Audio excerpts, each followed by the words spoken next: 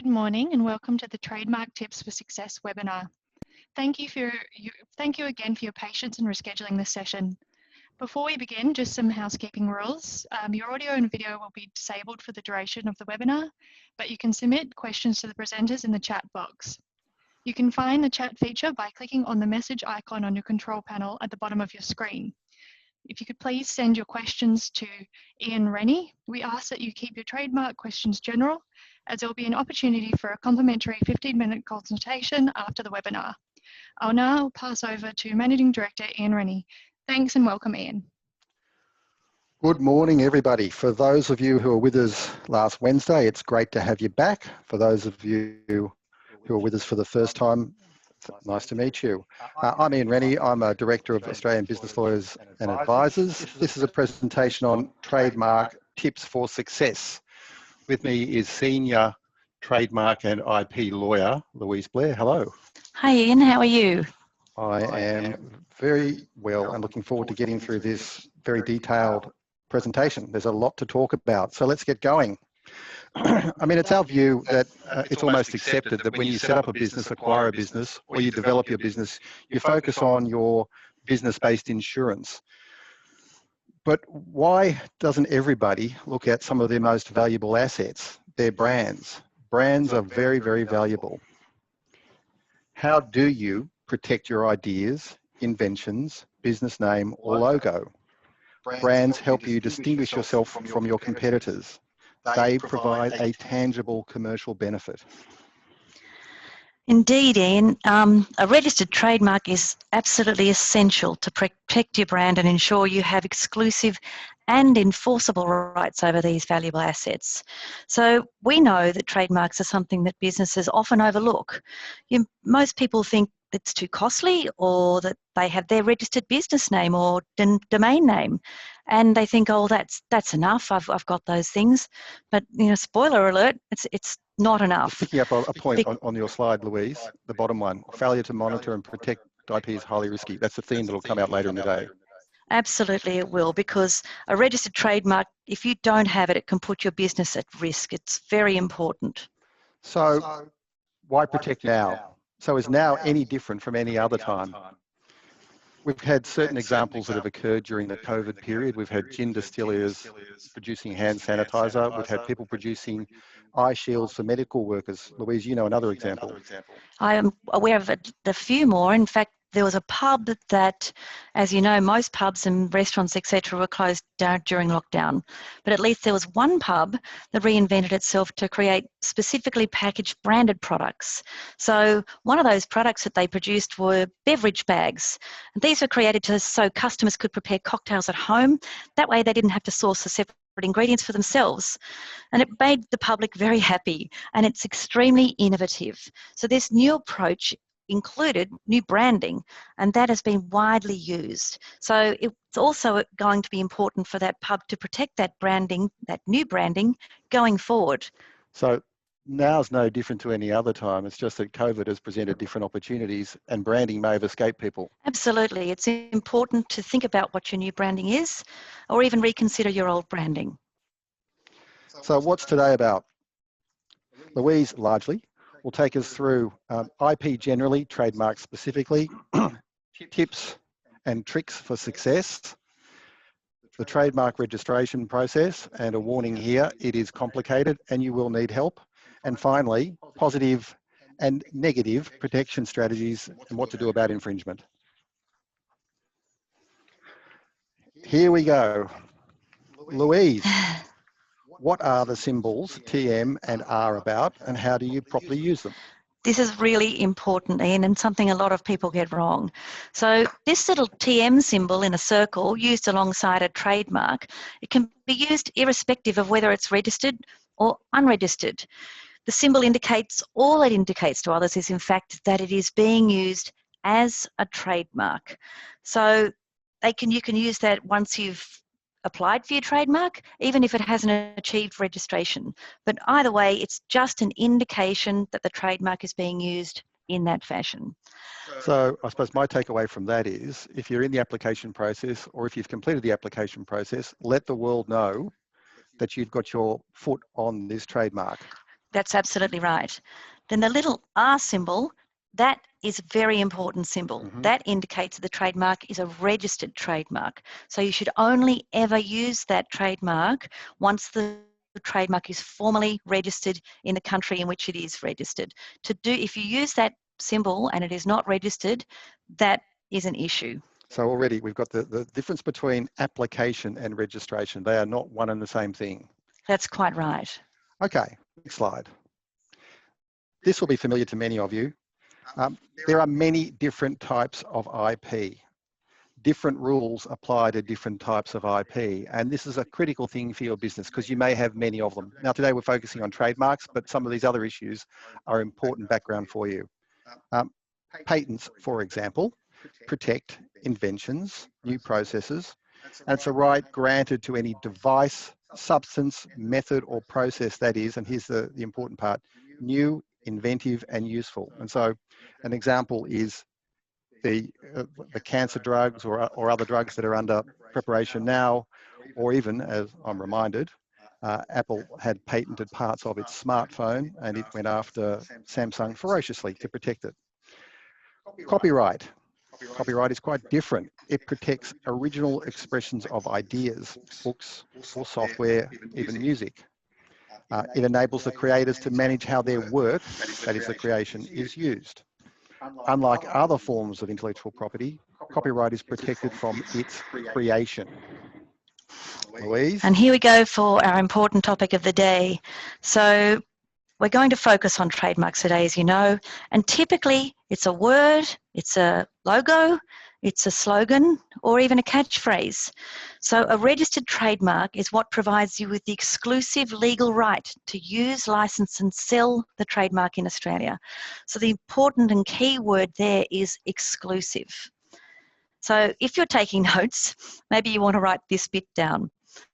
Company names, business names, domain names do not give you an exclusive right to use that name. Only a registered trademark will give you that exclusive right to use your brand. And it also allows you to protect the brand and prevent others from imitating or using that brand without your permission. So the important point I'm taking away from this is that trademarks are very much brand. Not the only form of brand, but it is very largely the biggest part of brand. That's right. So what's a design and confidential information? Are they different from trademarks? They are. Designs, they're not commonly used, but it's generally refers to like a shape or a configuration or some sort of pattern. A good example is those dishwasher tablets that you put into your dishwasher.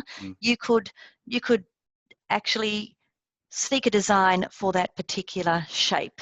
So they're not often used. Confidential information, well, that's trade secrets, and they're also valuable assets, but they're commonly protected by contract. So often it's between employers and employees and investors and that sort of thing, so that when negotiations are being conducted, that way ideas are not stolen. So I guess there again, confidential information may not be copyright. It may be something different to it, Yes. but it has its own needs. Designs subject to the Designs Act and a register? Yes, and same with patents. They're also subject to the Patents Act and a register. Now this one is familiar to me. I'm not an IP lawyer, but these issues in front of you on the slide, business names, company names, domain names, trademarks, they all occur particularly in business setups, business acquisitions, joint ventures, etc. What's the difference? It's sometimes not obvious and it can be tricky, often confused. So let's start with company names. Company names are the registered name of the company. As such, it is a creature of the regulator ASIC, and it is governed by the Corporations Act. So when you register your company, it will get a name, it will travel with that name until such time as it's changed. It will also get an ACN, an ABN, etc. But that's the company name. A business name is a name under which someone, some partnership, some company trades, which is not their own. So an easy example of a business name would be, for example, pick a law firm. A law firm is made up of partners. So if it was trading under its partner's name, it would have every single partner there. It doesn't, it has its own name. But commonly, you'll see companies also trading under business names. business names are treated by us all as a type of IP. Technically, they are probably not. In reality, they are an obligation. So if you have a business which trades under something which is not the company name or your name, you have an obligation to register the business name. But for common parlance and practice, we treat it as a form of IP. Domain names, they are different again. They're almost private. In my world, the corporate commercial world, again, in that startup phase, business acquisition phase, or strategy for a project phase, one of the first things we always ask about is, what's your brand? Have you got the domain name? Now, domain names, and Louise, I'll ask you this question, domain names are different. They're not government regulated, although there are certain protocols. I think there's Australia-wide protocols and global protocols. But domain names are essentially a private arrangement between the issuer of the domain name and the entity that gets the domain name. That's absolutely right. And in fact, it's important to note that sometimes the owner of a trademark, Yep. which is identical or deceptively similar to a domain name, can file a complaint against somebody if they say, well, I'm sorry, but the domain name you're using is similar or deceptively similar to my trademark. I don't find that acceptable, and there is an avenue through which people can then seek to have the domain name, the offending domain name, transferred to them. Or vice versa, I presume. Yes, absolutely. But there's, I guess, from my perspective, I think the domain name is like the 21st century version of the trademark to a certain extent. I mean, when you have a business, you want to be contactable, and people want to get that domain name, and so getting in on a domain name very fast. Yeah, often these issues arise if somebody has, they've sought to get a domain name in bad faith. They've gone, oh, okay, I'd like to get the domain name WeChat Australia, yep, because it appears to be available.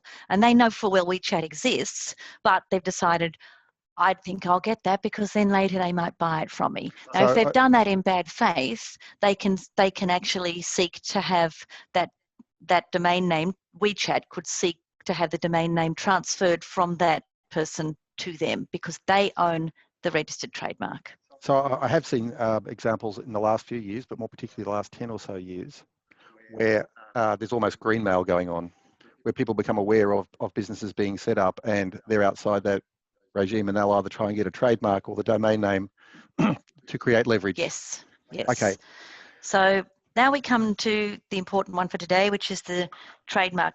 This is just as an important sort of mention, it's generally called a badge of origin. So, and that badge of origin is basically used in trade to distinguish goods and services from one business to another. You want to make sure that you can distinguish yourself in the marketplace, and it gives you the exclusive legal right to use that name, image, or even logo. So often, people have pivoted in this COVID time and all sorts of things have happened. In fact, there was a small group in Marrickville which was using sustainability education and reuse type services, and they've developed and produced surgical shields, and they're products which are now in high demand. So sometimes with COVID coming along, people have had to rethink how they're using their businesses and what new branding may have come up. So it's actually resulted in new products and services. All of these require registration as trademarks so that they can be made useful and they can protect them.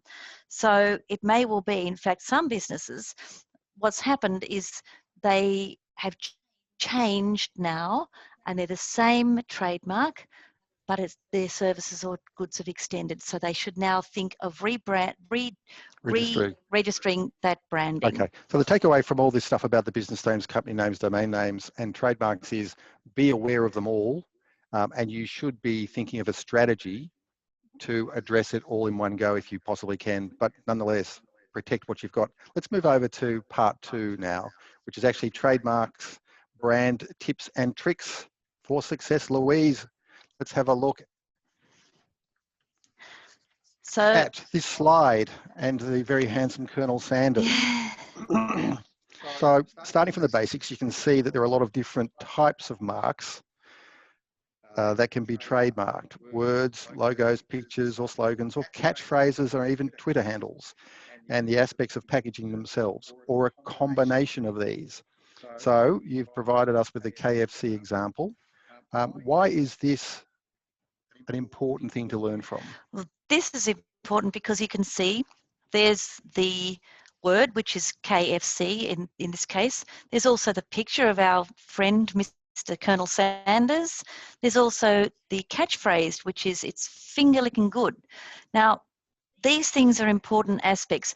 If you put them together like this, quite often it means that a trademark is more likely to slide through to acceptance very easily and quickly because it's complicated and it's easily recognizable in many different ways. So is the entire logo, the visage of the Colonel, the KFC, and the slogan, is that the trademark? That is one of their trademarks. Of course, they've got a suite of trademarks. So that literally is one, that combination of things is one combination trademark. is literally one of their trademarks. And as I say, because it's complex, it's more likely to get through quite easily.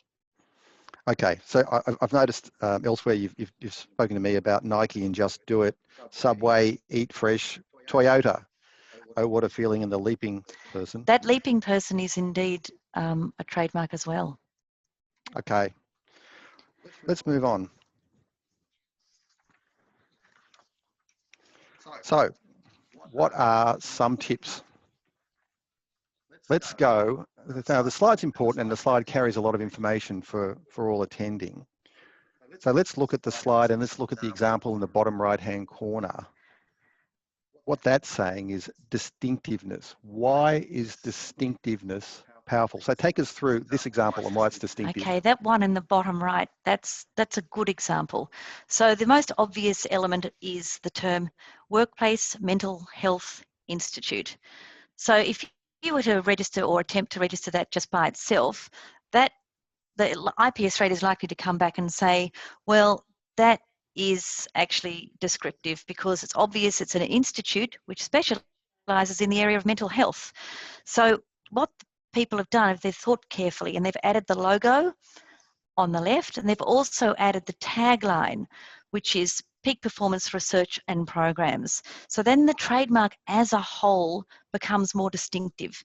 So that means that a consumer with what's called an imperfect recollection, he's likely to recognize the trademark as being the badge of origin for the services that are offered under this trademark. The more complex it is, and the addition of these different elements is more likely to have successful registration. But it's got to be a line to be walked, hasn't it? Because you don't want to be so complex that it just becomes too complex. Yeah, well, what you want ultimately is for it to register in the minds of consumers, but complex enough so that it's not descriptive. Okay, now looking at your slide, what is the best or better combinations for distinctiveness? So basically, a word mark is considered to be stronger than a logo mark because it covers the words in the mark. So would that be, for example, Coca-Cola? Not the name Coca-Cola, but the actual curly script and the colour and all that stuff. The curly script and the colour is making it more distinctive. Yep. But if they were to register the words Coca-Cola, that might be more difficult to obtain if it's just, well, Coca-Cola is a difficult one because that's a made-up word. But something that is very obvious, like Black Chairs Company, you know, that is going to be more difficult because it's not distinctive enough. Yeah. So having a logo, for example, that's an easier road to success. And if it's got a tagline, that's also an easier road. Sometimes people will even register taglines on their own without anything else, and they just do it. Yeah, well, they just do it, exactly, and those things can be quite effective.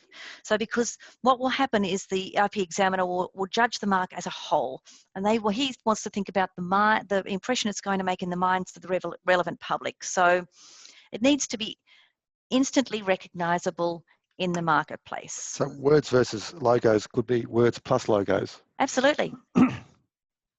So the slogans and the catchphrases, all these things go towards making it distinctive. That's really important. In fact, there's an example of a recent case, and it's still ongoing. And it becomes a little confusing because they're very similar names, which is the thing we're trying to avoid, of course. So it was a trademark called In and Out, and they were to do with burgers. And they sued the owner of a trademark called Down and Out. So it had there was similar branding about it, and there were things that they said, well, they're too similar and we're going to sue you. So basically customers, they said, were left to wonder whether or not Down and Out was in and out, or maybe Down and Out was a down market version, or maybe a down under version, because the one of In and Out was in fact an international brand. So in the initial proceedings, the Down and Out restaurants had to remove all their offending branding. They did, but then with the COVID and the lockdown restrictions to restaurant spaces, the Down and Out people decided to set up a food truck with that old branding. Now, the food fight basically erupted as a result. And so then the barrister of the In and Out people said, look, this COVID-19 affords no excuse for the branding on the truck. It's not appropriate. In the end, the court agreed. And not only did they lose, but Down and Out were ordered to pay In and Out's costs. So that's not a great result. So the tip is, don't engage in misleading conduct. On your don'ts list on the slide, I presume that would fall into don't be deceptively similar. Absolutely. Now, before you move on to the next one, we've got a question, and I think I'll be very impressed if you can answer this one. How are umlauts treated over vowels? So presumably that's for all our German speakers. Now, again, it's a mark. I don't know that anybody particularly cares about the umlaut over the vowel. It's the mark itself. Absolutely. And in fact, not only for the German or Germanic languages, you can trademark Chinese characters. There's no restriction on it being in English. Yep. And these things can go through regardless of how they might appear. In fact, they might look more distinctive if they have that type of approach to it. Makes it obvious to the consumer. That might be something that impresses the mind of the consumer. Okay, I'll ask you a question here. What about marks which sound similar? Is that a clever thing to do? It might. Short answer? It might seem clever, but no. Short answer is it sucks. Well, okay. That's right. You can't. You really just exactly. If it sounds the same, even if you've got a clever spelling, the fact is, if that will also be considered. Get a better lawyer. Yeah. There's a short answer to that one. That's right. Geographical references. How does that play out? No, IP Australia do not like geographical references. It's possible, but generally it comes up against some objections and they can be difficult to overcome. They do not like geographical references. It may, in fact, be that it doesn't have to be a place in Australia that is a problem. In fact, I had a matter several years ago where it was just a sushi train business and they wanted to use the name of a very small town in remote Japan as part of their branding. I mean, I'd never heard of it. It didn't even occur to me. But IP Australia said, no, I'm terribly sorry, you can't have this. It's a geographical reference. And you think, I've never heard of it. I had to Google it. It is the tiniest little village, but they didn't care. The fact is, it was a geographical reference and people said, well, that being the case, other people might like to use that geographical reference and you can't have all sushi train businesses never allowed to use that geographical reference. Okay. But so for Australian New Zealand Bank, ANZ Bank, I mean, we all know the ANZ blue ANZ. Yes. So that's clearly a mark, but presumably Australian New Zealand Bank is not a registrable mark. Well, probably not nowadays. If it is the registered mark, it's more than likely it's a very old one. Yeah. And in those days, the thresholds were much lower. Okay. Let's have a look at the next slide. This is one for you. How can we make my mark more distinctive? A test for you, Louise, no time pressure. How do we help Mike and Sue? Okay, so if you wanted to register Mike's Barbershop, that would probably be rejected because it's a shop which does barber services owned by Mike. So if that's the name you've been trading under for some time and you want to register it, well, just think outside the square. Think about adding a little logo like we've got there with the scissors. Add the catchphrase at the bottom. A good cut's a quick cut. With Sue's taxation services, a good cut's a tax cut. I would have thought that was a good one. And you've got the logo of the scissors, so make it more distinctive. Make it more distinctive. There are ways around any objection which may come from IP Australia. Okay, this is beyond my life experience. Social media. Does social media change the rules? Is the arrival of Twitter, Instagram, Facebook, etc., changing the rules of branding and what you must do? It is not changing the rules. It expands your opportunity to promote. It expands your opportunity to reach a larger audience. Yeah. All of those things are very good things. So that way, if, for example, you end up with an objection from IP Australia saying, oh, no, you can't have that, but we might let you through if you can demonstrate to us that you've used it a lot and people recognise that particular branding as a badge of origin. So it can help you, because if you can say to IP Australia, I have it up on my Facebook, my Instagram. So it's more usage. More use, more eyes, and you can present evidence that supports that, it's good for you. So I guess there's a point there that it's a bigger playground, which is more opportunity for someone to rip you off. So the more eyeballs looking at it is a greater opportunity for someone to understand the value of your brand, which I guess underscores your point, which is register it to protect it. Register it to protect it, absolutely. Because if your competitor gets in before you, then it can be lost, and that's the last thing you want. Okay, I've got a question for you. You'll have to explain this to me. I understand that you assisted someone successfully register a hashtag style trademark. What is a hashtag style trademark and how did you do it? Okay, so this was a bit of a win for me because I was very excited because I was the first lawyer in Australia that got one of these through, which was pretty exciting at the time. So a hashtag trademark is, of course, the one with the hash symbol and then a string of words after it. Now, the client that I was acting for was very big, very well known, and IP Australia said, look, you can't have that because other traders might want it. Now, they, as a result, said we want evidence of use. Well, it was just a gift because this particular place was well known and put lots of events on in Sydney, and it was around the time of the year where these events were taking place.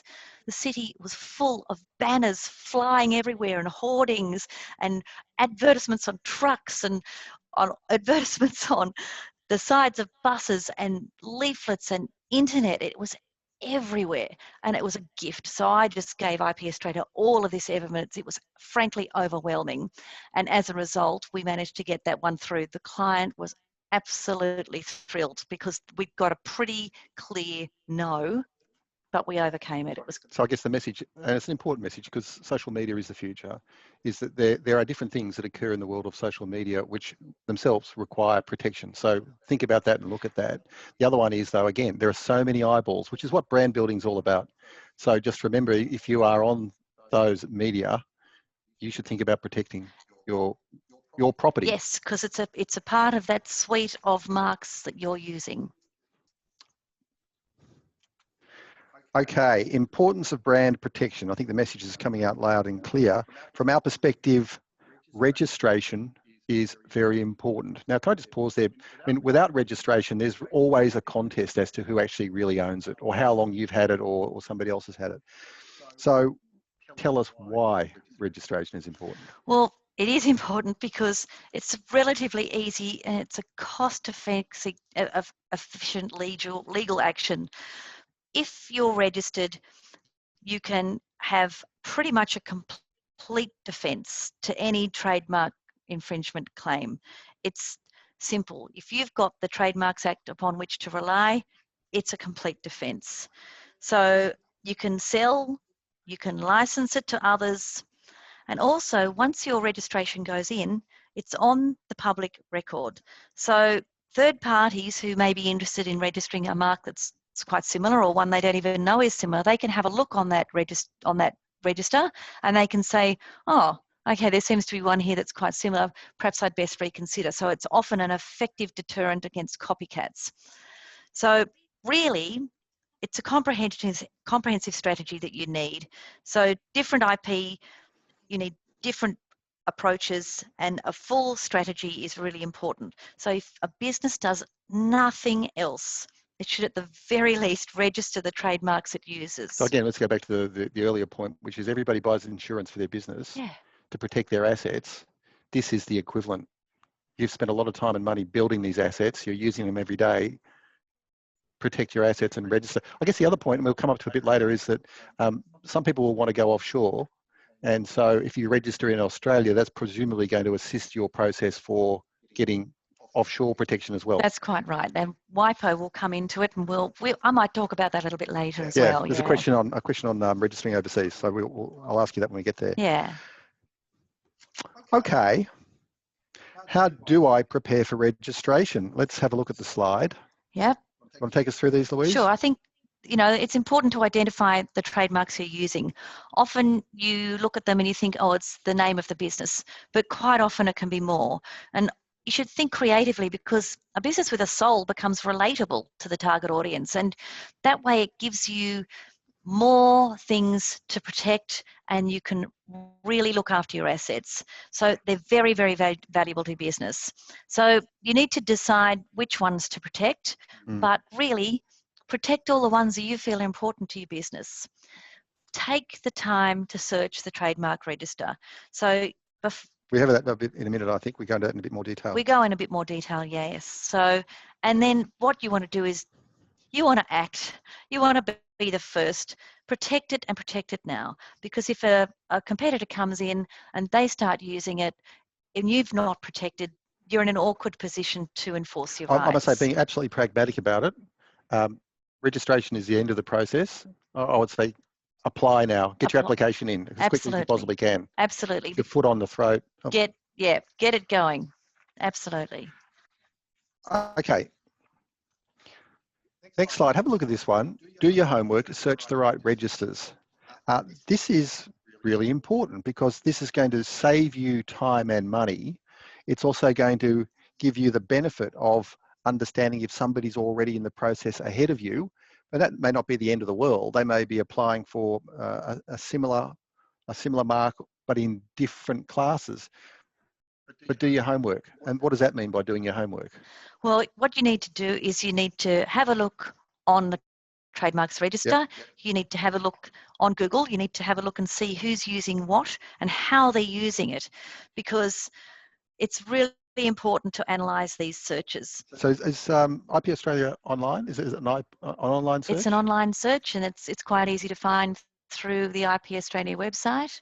But is it the type of search that the inexperienced should do alone, or should they be getting an experienced IP professional? Yeah, you can do very, very, very basic ones yourself, but you will notice when you go on the site that there's a button for clicking advanced search, and it's knowing how to use that to fine tune and to spread your net wide. So perhaps the strategy is that if you do a simple search yourself and something throws up, which is your idea already, that's ringing bells. But beyond a simple search, you need help. Absolutely, because there's fuzzy searches, there's phonetic searches, there's all sorts of types of searches, and it's knowing how to filter those through that will give you the best opportunity to know what's out there. So that's really a specialist type of search. And I get that. Some of the other ones, social media searches, Google searches, etc., industry directories, I presume you're trying to find activities. Yes. If you're using something that looks like, sounds like what you want to register. Absolutely. And sometimes even big names don't register.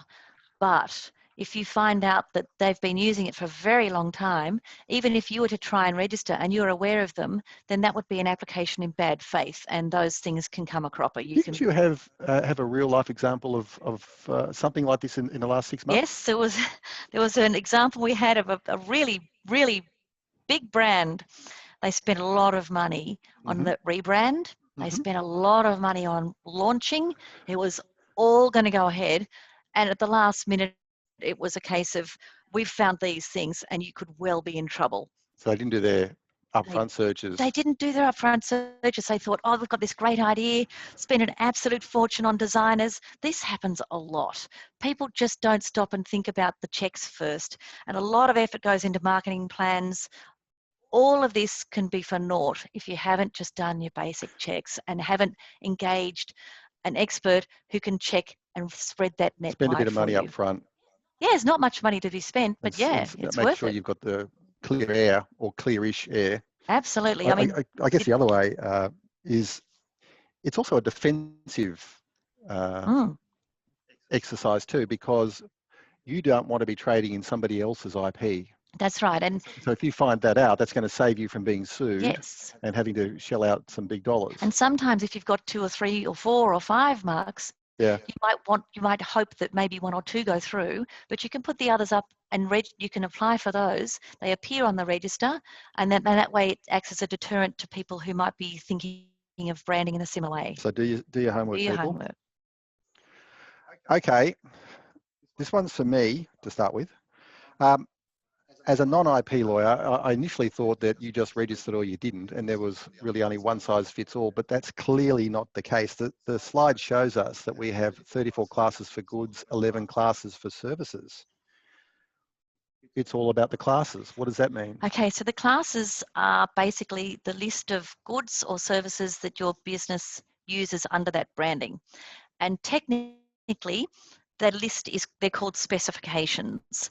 And just say, for example, you're a shoe repair business. So you might be tempted to select goods, say, in class 3, which broadly covers cleaning preparations. So you might think, oh, well, I know what I'll choose. I'll choose polishes and leather waxes and creams for leather. All of those things you might use in your business. However, unless you're actually branding up those products with your trademark, then that's going to be the wrong selection for a repair business. Rather, what you should select is the services, such as those in class 37, which broadly covers repairs. So it'll be things like repair of shoes, footwear repair services, leather care, cleaning and repair. These sorts of things are going to more accurately reflect the core business activities, and that's the tip. So if you register in the wrong class, you may be not getting protection or enough protection. Quite right, and this is where a lot of people find problems. Yeah. If they have registered, but they haven't registered in the right class, someone else comes along and registers something very, a similar type of thing, and they go, well, you didn't register in those classes, you haven't selected the correct thing, so we are entitled or allowed now to register our trademark because you simply didn't, So going back to your example of the pub and the other stuff, where they may have in fact had a brand, but because of various pivoting activity over the last 6 or 12 months, that's not broad enough. Quite right. And so you can register the same trademark again, only with different classes of goods and services. Yeah. We've actually got a question here too, Ian, where somebody has asked about being removed from the register for non-use. So they're already on the register, they've gone through application, achieved registration, Yes. and so how were they removed? Well, in this particular case, it's an awkward question, really, but I'll do my best to answer it. They're saying, how can their trademark be removed without receiving any notification? Yep. Well, that can't happen. Yep. So what actually happens is if somebody wants your mark removed, they put an application into IP Australia, and if that trademark hasn't been used for a continuous period of 3 years, there's some qualifications on that, but more or less, if they hasn't been used at all for that period, they can be removed from the register. Now, what happens is IP Australia will contact the address for service. Well, they have. Well, they may have. You see, often the address for service may not be the address of the owner. So the notification may have gone to the address for service, and perhaps that person hasn't picked up on it. Now, we do this for, I can't tell you how many businesses and hundreds. A centralized service. Yeah, we provide this service for hundreds of people so that we make sure that their notifications are never missed, because you really can't afford for this to happen. That's about not getting notice, when in fact notice may have been given, it may have just not gone to their address. But the other one was, how did they get dumped off the register? Oh, if you receive a notice of that nature, what you should do is then you have to lodge what's called a notice of intention to defend. So, and that kicks off a process where they have an opportunity to say, we have been using our mark, here are examples of the use. And you need to participate in that process. That's right, and you definitely need a lawyer for that. Okay, let's move on to the trademark registration process. Wacko, there we go. The message to us all is that this process is complicated. I think my takeaway from that is, if you're going to do it the right way to save time and to max out on your protection. So Louise, what are the issues, just in high order, that you need to go through to get registered? Okay, so I am not going to take you through every step, but in short, there's an application process. That application will then be examined. You will receive a response from IP Australia. Sometimes there are issues raised. If you overcome those issues, which is more often than not the case, that's where you need the lawyer to try and help you, but you will overcome those, then that mark proceeds to what is called acceptance. That's the big tick. We get excited about that. Then the mark is advertised in the official journal of trademarks. And then there's a 2-month opposition period within which third parties can say, oh, no, we don't want you to have that mark because we think it is conflicting with ours. If you can overcome those things, which it's a rare thing that happens, we go to registration, and that's the end. That's when we get excited. So let's have a look at the next slide. This is sort of building on what you've just said. I think the bit that jumps out to me is examination. What does examination mean? So that's when the examiner at IP Australia has a look and they decide whether or not your mark is acceptable under the provisions of the Trademarks Act. So this is distinctiveness and that sort of stuff? Yeah, distinctiveness or a conflict with... Conflict with a prior registration? Correct, yes. Yep. So if they're not happy with it, an adverse report issues. And what will come up with those two things, as you say, is whether or not the mark is too descriptive and whether or not it's distinctive enough. The second most common issue is the fact that it's just too similar to a currently registered trademark. They're the two issues that are raised constantly. So that sounds, I think, deceptively complicated and technical. It is very, so yes. We actually had some questions given to us before this, and they sort of touch on this, and somebody's asked, can I respond myself to an adverse report, or do I need a lawyer? And what happens if I do it myself and my response is rejected? So this is the tips part. Yeah, and we have come across this on so many occasions where IP Australia will ask, for example, perhaps for evidence of use, and they provide 2 or 3 bits of things, and it's much, much, much more complicated than that. This is definitely something that a lawyer is best to present for you, and you put together a declaration and you provide substantial amounts of evidence, which provides IP with the types of information so they can say, oh yes, this has been used a lot, lots of eyes have seen it, people recognise you for that mark, we'll accept it, that's not a problem. You are quite technically trying to address the issues the examiner has raised and trying to provide external supporting evidence as to why there is a strong case to support the application. Absolutely. Whereas I guess the fear is that somebody who hasn't got the experience or background may in fact not pick up on the technical points, not be setting up the argument in a way where it becomes contestable. Absolutely. So what you need to do is you need to present it in a proper way, plus you also need to adequately address the available legal arguments. Not only do you provide the evidence, but you also want to provide really strong legal submissions. And these things refer to cases, and they're very technical, and really so it is quite a technical process. It is a very technical process. I think what started out 100 years ago is quite a simple process. Yeah, this part of it is... Well, it reflects the value. Let's be blunt about it. These are very valuable items. Yeah. So next steps, we've sort of started on some of this. This is following on the stream about you get through examination, you get to acceptance, and so there's publication. What's publication, and what's the 2 months for third parties to object? Okay, so publication is in the Australian Official Journal of Trademarks, and that just means that people can see it, and the public, notionally the public is informed. That's right, they're informed, and then there's a 2-month window of opportunity. It used to be 3 months, it's been reduced in the last couple of years down to 2 months, which means pretty much anybody can come in and say, I object to the acceptance of this trademark. And then if they do, they have to provide grounds. So it's not as simple as saying, oh, I don't want it there. I don't like it. Yeah. There are grounds that appear in the Act, which I won't bore you with all the sections, but they have to have legal grounds to do that. So we've got through the examiner, we've dealt with the examiner, and now we're giving the public 2 months to object. Yes, but as I say, they have to have particular grounds. You've in fact got 2 hurdles, I guess. You've got IP Australia itself. Yes. They're happy, then it goes out to the public, then it's 2 months for the public to raise an issue.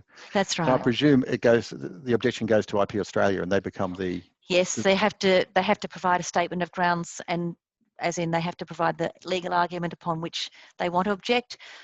Then the trademark owner has an opportunity to respond to say that yes, they would like to defend their mark. Then there's another thing where it kicks off like legal proceedings. Okay.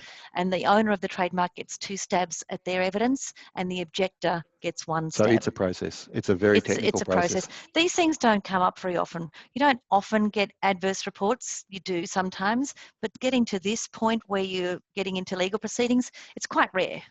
Usually it's not a really big deal to come up against these things. It's not likely, but when they do happen, you must deal with them effectively. And it makes sense again. I mean, I don't think anyone better than I to understand that there are contests about the ownership of land or the development of land and the various processes and appeals and such.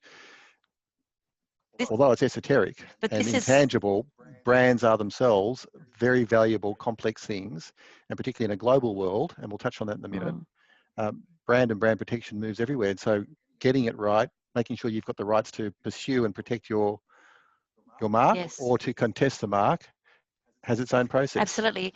Property is tangible. Intellectual property is intangible, but just as important. Intangible property. Okay, happy days. We've entered into the other world. IP Australia says it's all good, which means what? Then once we get past that 2-month period, about 10 days after that, it will automatically slip into registration. They'll provide a certificate online nowadays. They don't provide paper ones any longer. Yep. And that's it.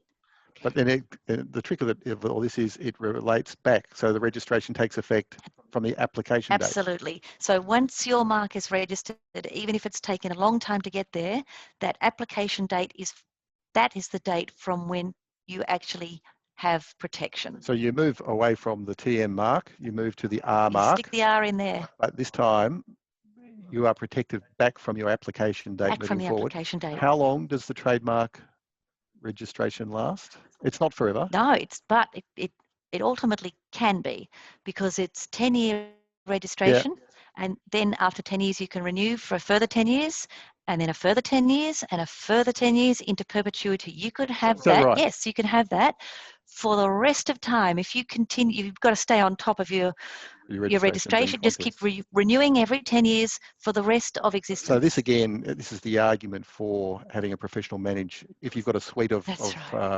trademarks and relevant IP, yes, because it's an ongoing strategy. Yes, to keep it there. If you lose it, if you've invested 20 or 30 years in a brand and you forget to register, it's not yours. That's right. And I came across a mark just in the last few weeks from 1965.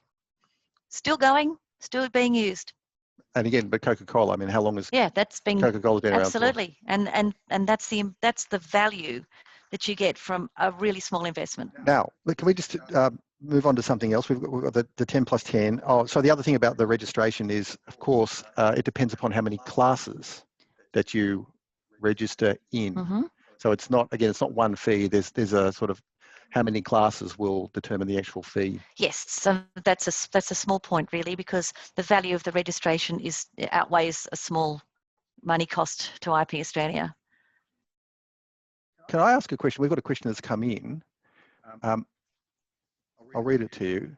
If you just trade via online and therefore globally, can you be taken down if you have someone with that trademark in the USA, for example, and you have only registered in Australia? Well, your trademark in Australia will stand. There will be no issue with that unless that in Australia it'll stand. Yes, it will stand in Australia. If you come across a difficulty in the US because there's already a trademark there, which is an obstacle, you could be in trouble. So that begs the question, and I think I can assume from that question that this person doesn't appear to have an offshore trademark. How do you jump from Australian registration to outside of Australia registration? I think what happens is you use your Australian trademark as the base, and then you go through WIPO, which is the World Intellectual Property Organization, and you use the Australian application as like a trampoline. So you bounce. So that's your platform. That's your platform. You bounce to the other. It's 122 countries from which you can choose that are members of the Madrid Protocol, so members of WIPO. Yeah. And if you can't get your mark in the USA, like this questioner has mentioned, it may well be that all you need to do is perhaps you might need to just reduce your goods and services list so that they're no longer conflicting with a mark in the USA. Yep. That can be a way around it. If they've been trading in the USA well before the registered mark, it may well be that they've got an argument to say, well, yes, but we have prior use, notwithstanding the fact that our mark isn't registered. So there are quite a few ways around these things. It's just that you need to know how to approach it. But if I want to, for example, following our questionnaire, if I want to register my Australian mark, I presume you don't register the Australian mark, you just register an equivalent mark in Portugal and America and the Netherlands, can you actually do that, or do I have to go to somebody in Portugal and the Netherlands, etc., to do it? If they are WIPO members, then they are. If your country is a WIPO member, yes, you've got your registration. If, for example, Australia is a member. Yep. So we therefore get to use WIPO. And then what happens is that you can go to America, EU, Japan. I don't know, there's a list, it's a mile long. It's 122. If, however, there is one of those countries that you would like to apply in, just say Cambodia, and I don't remember all 122 off the top of my head, but if there's a country which is not a member, then you can, I would be able to, I do have an associate in Cambodia as it turns out, and you can use an associate to achieve registration of the mark in that country. It's a WIPO country, you can do it from here. Yep. And drive it from here. Yeah, and it's a quick, easy process, but the alternative is using a local associate in another country. Can I ask you a question? Yep. So we've got our registration and we've got our rolling 10 years. Yes. Can I put my trademark on the shelf? I've heard some people refer to this as warehousing. I can just have a trademark and just leave it in the warehouse to effectively block somebody else. Can I do that?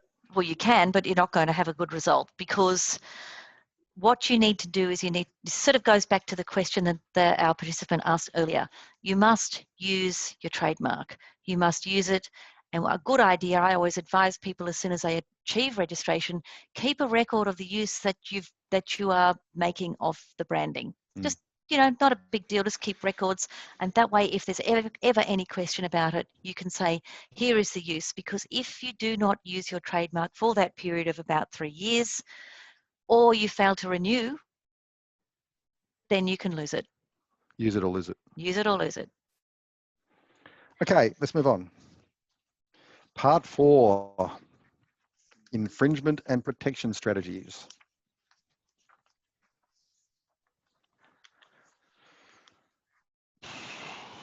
Okay, so I hope the journey so far has piqued everybody's interests in the argument about not doing nothing. If you've got some IP which is registrable, if it's a brand and you follow Louise's tips and trade, doing nothing may see that at risk and you could in fact lose it. So I think the big point here is do something. Now, it's not the end of the day if you don't do it, but let's be blunt, if you do register it, then you're going to have the benefit of the Trademarks Act and allied strategies. If you don't, then you are thrown back on common law or common law type remedies. So they exist. Some of them are a bit dusty. Being blunt with you, all of them are expensive. So passing off, which is a common law remedy, or its statutory equivalent under the Australian competition law, misleading and deceptive conduct. Yes, they exist, but my goodness, that will take time. They are not certain. And frankly, I would much rather be spending my money on registering my IP and not having to go there. And also, Ian, with those two approaches, it's necessary for the person to prove reputation. And that's hard. And that's hard. But once you've got a registered trademark, it's a direct registration. Yep. And use. That's it. That's it. That's it. It's done and dusted. Louise, the other side of the coin, somebody infringes your IP rights. What do you do? Well, my tip is get expert help. Straight away. Straight away. Don't delay. You can send a letter of demand. You can say cease and desist doing this. You're offending my registered trademark. Be blunt. Go on the front foot. Yeah. Cease and desist letter. It's mine. Stop doing it. Rack That's off. it. Otherwise, things will happen. That's it. And my recommendation is go hard, but be very, very careful in the way you word it. Yeah. Because under the Trademarks Act, if you make an unjustified threat, then that person can come back to you. So you have to be very, very careful in the way you word things. Again, I mean, lawyers are experts in not making unjustified threats. That's right. Okay. Commercialisation opportunities of registered IP. This is really obvious, but again, it's just worthwhile having a quick slide to look at it. So as Louise has shown you, once you've got your IP registered, it's really a type of property. A type of property means it's exploitable. There are balance sheet items which will reflect registered IP, and you'll see them there as trademarks and patents and such like that. So that's a positive, but they become effectively an asset of the business. As an asset of the business, like any other asset, you can commercialize. So you can sell, you can license, you can do other deals with them. You can't really do that with the unregistered versions of those things. Now, the other point about it, again, is in its registered form, it is protectable and effectively it's yours and you've got the rights to drive how you want to commercialize it. So I have some recommended strategies. We've got 4 minutes and there's a couple of questions we'd like to answer. So okay. Go for it, Louise. I will go and I will be sensible. So basically, identify what you're using. There might be multiple types. There may be all sorts of things you want to protect. So you need to assess those, the value of those to your businesses, because some might be crucial and worth like spending some money on it. Others maybe not so much. Decide how you're going to protect it. So confidential information and trade secrets will be different from trademarks, etc. Then act. Just make sure you do your market research. Talk to a commercial lawyer, conduct appropriate and thorough searches, and of course, be the first. If your competitors beat you to it, you might find yourself lost. Now, there's a point which we didn't raise earlier, which is there is a commercial way to deal with somebody who's got a registered mark in front of yours, but it may not be exactly the same, or it may be in a different class or whatever it is, but that may cause you a little bit of grief. So I remember you've told me, if that's the case, then you approach them and you see if you can get some form of consent or agreement which would allow your parallel registration to occur, maybe in a different class or maybe with some conditions, etc. But that is possible. That's possible and is quite frequently an approach which is used. I've organised letters of consent for many, many clients because, as you say, maybe it's not exactly the same and there's no reason that those two businesses can't coexist. Yeah, I remember, did you have one in a health industry and then there was somebody already had an existing mark in a different place and a sort of allied but different area? Very, very similar names. One was very medical stuff. The other one was only for hearing. Yeah. And they were that hearing one was mostly just used in Queensland. Yep. So we were able to reach a commercial agreement amongst the parties that they could coexist. Everyone was happy. There were no dramas. And yeah, as I say, it was a very simple solution. Okay. Now, there's 1 or 2 questions before we sign off. Here we go. I've been in business for a long time, but haven't registered my marks. I've searched IP Australia and there is a mark which is similar to mine. What do I do? This is almost a bit of a rerun of what we were just talking about. Yeah, absolutely. It's quite right. So that you have to look at the goods and services that they have looked at. It may well be that there's no conflict whatsoever. And it may well be that you can get around these things and you can quite happily coexist because you're simply in different industries, in different fields. And sometimes IP Australia will raise an issue and say, oh no, we don't think that this is okay because you're both in, I don't know, class 5. Well, the vast array of things in every class is limitless. And it may well be that what you can do is you can say, well, put some legal arguments to the examiner, set out why these things are different and should coexist. And sometimes, or quite often, these submissions will be successful. Do a deal. Yeah. Be smart, get advice and try and do a deal. That's right. Or time's running out, Louise. Come on. Focus. Okay. Now, there's one here. Is there such a thing about a global trademark rather than just an Australian trademark? Well, the concept of WIPO is really where that's coming from. If you're one of the 122 members and you move through that mechanism, so you use the Australian base and then you sort of platform from there. The Madrid Protocol Convention. The Madrid Protocol, yes. Okay, so there isn't one there, but there's a mechanism which is parallel to it. Yes. Final question. what rights do objectors or applicants have to appeal a decision of IP Australia? Now, that's a very technical question, I suspect. What does it cost to, I presume, object to a decision of IP Australia? Okay, so objectors, I'm assuming that means somebody who wants to say they're not happy about the registration of a trademark. Well, that's when you've got that 2-month opposition period. We have a rights to appeal. What rights do objectors or applicants have to appeal a decision of IP Australia? Oh, from there, then you can take it to the tribunal and you can get a hearing through the tribunal. Which tribunal is that? It's the Trademarks Tribunal, and if you're not satisfied with the outcome of that, it can then be taken to the federal court. Okay. And so the process within IP Australia and the tribunal, I presume, is relatively efficient and not so heavy on costs. Absolutely. But once you jump outside of that, you're jumping into the real law. Yes. And that would be expensive. Yes, and hearings in the federal court start from the beginning, so you're not appealing per se, you're starting afresh. As if the application is just being... As if the issues the determinations haven't been made. That's right. So the federal court's going to act as a fresh determiner of yes. Of the... Oh, wow. Yes. Okay, Louise, time to go. Do you have anything to say to our listeners? Well, I think hopefully we've given you plenty to think about. And as mentioned earlier, we are happy to take 15-minute free consultations. If you want to contact me, feel free, especially if you've got individual questions or even just general questions. And if you want to get in touch with me, there's the number on the screen. There's also the website you can go through that way. So that's a specific IP website of Australian Business Lawyers. There's lots of good stuff around in that. There's some articles and other jazz. There's articles that's there. That's a very good place to register your interest. And that's right. You can also go and see our very, very good fixed fee strategies and yes. and see our pricing if you're interested. So just on that, 60 seconds. What is the fixed fee product offering? $350 for a trademark, and then there's some add-ons if you want them. Trademark being just a review of the register to see if it's available in lodging an application? No? Well, if there's, for the trademark application itself, it's $350. Yep. Then there's some add-ons to see whether or not whatever's going to suit each person. And the details best. Are on the... Details are there. They're very well spelled out, and it's a very, very easy fixed fee package. Okay, thank you very much. Ladies and gentlemen, thank you for your attendance. We enjoyed it. Have a good day. Bye.